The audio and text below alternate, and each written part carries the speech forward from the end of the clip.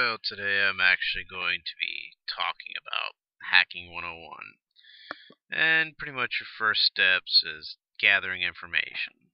Information, gather it through port scanning. Pretty much, you want to know what ports are running on a machine. But, before that, like, you want to know the IP address of your victim, which, domain name system or DNS allows you can look it up by doing a simple ping, like pinggoogle.com will pull up the IP address for google.com. And then after that, you can just start using a port scanning tool and start scanning for open ports.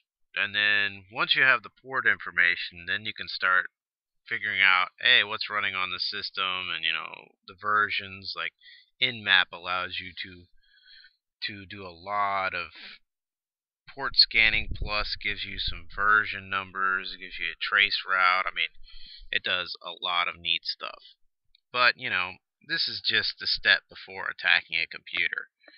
And but you need this information in order to have a successful hack. And so now that we're getting past the point of, gathering information, we already know, okay, port 80 is open, which is a web server, which usually not really much vulnerabilities and stuff for that. There is, but not really on the programming level that we're talking about. Like servers, we can find buffer overflows and stuff like that. But that's, later on, and actually figuring out the method we want to get into this system. And most people use, you have social engineering, you have brute force password attacks, and then you got exploitation. And the easiest one is social networking, where you basically trick somebody to download something and it runs a Trojan on their machine, and bam, you're pretty much in from there because it just makes a backdoor. Now, with exploitation, that's more difficult because you actually have to find a weakness or vulnerability in a running program on that port. Now then you got to start creating shell code, which is hexadecimal values, and send it directly. And most people use buffer overflow technique, which is basically writing over the stack. You're basically writing over the stack and putting in the stack the command or the hexadecimal value, which executes and runs whatever it's meant to do, And then you have brute force password cracking, which can take a long time, but if the password is weak, it won't take that long. So you have those three methods you can choose from whenever you attack a server or system. And you probably also have to take in mind, is there a firewall? Is there a router? There's always going to be something that might act as a firewall that might stop you. And you got to find ways to get around it. And there are neat little programs like Metasploit has used exploits, and then it sends the payload, and then bam, that's the exploit process. But then there's a social engineering toolkit which allows you to create using Metasploit's basically PE creator, basically, so it allows you to create a malicious, basically a meterpreter Trojan if you basically set it up for the meterpreter Trojan. And then you can set it to reverse TCP, so once it's on the system and they double click it from social engineering, you trick them into giving them this program, and they run it. Doesn't really do anything on their end, but all of a sudden, it reverses TCP, which means it basically connects back to you instead of you connecting to it. So basically, now it's kind of like the victim is the client and your computer is the server. But when it connects, then you have full access to their machine. So basically, we're looking at pretty simple. Once you have gotten into the system, you want to get root or administrative privileges, and if you crack into a running service or running program that's not running as administrator or root, you're going to want to get root so you can do anything you want. So here comes the next step, privilege escalation. In Windows, you want to dump the hash file that basically has the password encrypted into it, and then you can do rainbow tables and John the Ripper or Cain and Abel, and you can crack that. It might take you a while depending on the password's length and special characters and stuff, but it can be done. The larger the rainbow table, the better chance of success and faster. But there you go again. But you want to escalate your privileges, and then once you have the privileges of root, then you can do whatever you want. But then there's another aspect of after you've gotten into the system, if you want to stay in the system without, them finding out, you have to find ways to hide your activity, which this can be done in many ways, but most common ways that are a very effective way is rootkits. And rootkits basically hide network activity. They hide processes from the process list, like Task Manager can't see the running process of whatever you said, and they do this by using either hooking into the Windows APIs or, they get to kernel mode where they create a system driver and it bypasses all that and has malicious code. I mean, there are many ways to do different things, but kernel mode, and system drivers is a little bit harder to detect, but it's still detectable. It's just not as detectable. I mean, most people would not know it was there. But we're back to that part in hacking. I mean, once you're able to hide your activity and pretty much able to remotely log in, as long as you make sure that your program can continue to, every time the computer start up with the computer, and it creates either a listening port. Well, most of the time you want to do it listening unless it's behind a firewall that you can't get access to. Then you'd have to just have it connect to either you or to a server, a command and control server you set up to do that. So basically, you have that, and you want to make sure that you're hiding your processes and activities while you're doing that, so you don't lose, so the administrator doesn't find out, or the person that owns the computer doesn't find out that you're actually on their machine. And pretty much it's information gathering, figuring out what method you want to do to get into the system, either social engineering or brute force brute force attacks, password cracking, or social engineer or exploitation. So social engineering, exploitation, and brute force is your three methods of getting in. Once you get in, you want to make sure that you have, if you don't already have administrator root access, then you want to escalate your privileges to get that. Once you have that, you want to make sure that you can maintain the access on the computer. So you've got to have it set up to where it's going to run every time that the system starts up. And you also want to make sure that it can connect back to you, or you can connect to it whenever you want to. And then lastly, after all this is done, you want to make sure that it's hidden so that the administrator or owner of the computer cannot figure out that this is on their machine.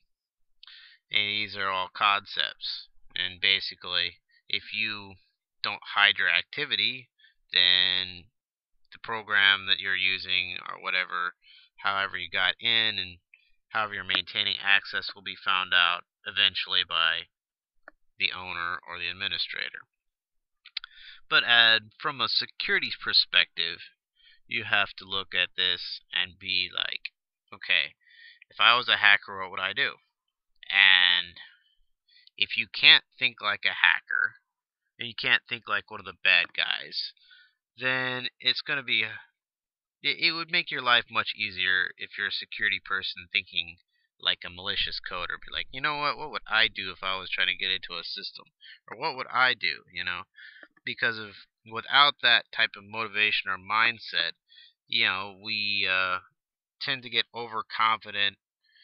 People that are in the security field get overconfident with their skills and be like, yeah, I mean, I've got all these tools and stuff to my ability, and sometimes they get overconfident and somebody just gets past the security because somebody just sat around and was like, yeah, I've been vulnerable because I have all this new stuff and security firewall, this new IDS system for intrusion detection. I mean, there's nothing that can get past this, and that is completely wrong. I mean, as long as there's developing and more adaptation, creating, there's always going to be people that have to not be paying it. They have to be paying attention because if you don't, then pretty much somebody can sneak up behind you in your own computer system and steal all your files or steal whatever they want. I mean, the possibilities for hacking is endless. I mean, you can do almost anything if you put your mind to it. And there are limitations, but you can do almost anything if you know how to do it and you have the motivation to do it. And motivation and interest all have a huge impact on how good you get. And then learning and, trying to read as much as you can about stuff. But trying to thinking like a hacker is very important. I used to hack a little bit. Can't say what I used to do, but because of but basically I never did anything big. But I did know people and mediocre stuff, but still the fact is that used to. But I still know how it was done, how it's still done, and the fact is that even though I don't do it, it's still I think like that still. So that helps me to secure a network and helps me. Okay, how would I get in? And then I try getting in, and when I do get in, then I got to figure out, well, how in the world can I fix this? You know, and that's where the difference between illegal hacking and white hat hacking is because basically, one, you got to have permission if it's going to be legal, and two, you got to be able to fix or secure the system after you get in. It's not so. I mean, if you can get into the system without being able to tell the person how to fix it or how to secure it, you really haven't done much of anything. But hacking in the aspect, both sides use pretty much the same techniques. I mean, yeah, it's simple. It's not it's not like rocket science. But the fact is that there are people on both sides that are not very aware or not very intelligent about certain things, and bringing some awareness to both sides. And I have been on both sides, so the fact is that to me, information is information. If it helps the good guys and the bad guys. It doesn't matter. I mean, information is all how you look at it. I mean, it's like giving a person a gun. I mean, and the age-old guns kill people. I mean, it's people who kill people, not guns who kill people. And just like programs are not malicious in and of themselves, and until someone designs them to be malicious. It's the intent of the person. It's not so much the program itself. The program's only doing what it's designed to do.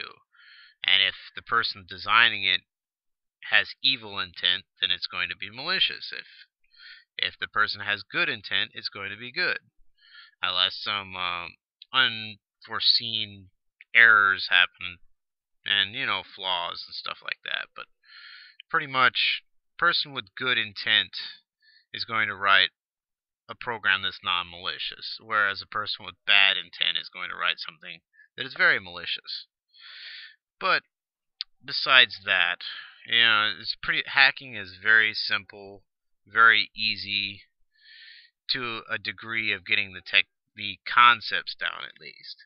Now the actual coding, if you want to code, I would suggest learning C++, and I would suggest learning HTML or XHTML, and how websites are built. And websites and programming are pretty much the essentials, and getting to know your system, like Windows, either getting to know Windows system or Linux system or both, or mobile device operating systems. But the point is, you have to understand the base system in order for you to program and take advantage of that, to build programs that could be either malicious or good in nature. But you have to have some understanding of programming and how things work. And on the internet, you got to understand how the protocols, TCP, IP, and all that work. DNS, DHCP, ARP. There are many others, but the fact of the matter is, it helps to get an understanding of the foundation of the systems and the basics of networking to help you understand the rest of hacking. Because without that information, it's kind of like going into a dark tunnel and only being able to see, what's barely in front of you. I mean, you can't understand what's at the end. You can only understand. You have to understand the foundation before you can actually just start hacking things, or in this case, security testing or securing. But yeah, either way, it's still, you have to know the system. You have to know programming. You have to know scripting. I mean, these are things that are necessary for you to become either a good hacker or a good security person. Either way. But if you lack understanding and you lack the ability to either program or script, it makes your world a lot more limited in what you can do. You have to work off of what other people build, and you have to learn how to do that. And there are plenty of programs out there, but if you want to do something custom that may not be designed for something, then you may have to actually build something yourself to do it. But pretty much the techniques are out there, and there's a lot of things that can be reused and used in situations that you hadn't thought of before to perform successful hacks. But learning your target, information gathering is a must in order to be successful. And picking the right social engineering or exploitation or brute force is essential too. So basically, this is pretty much it as far as hacking goes.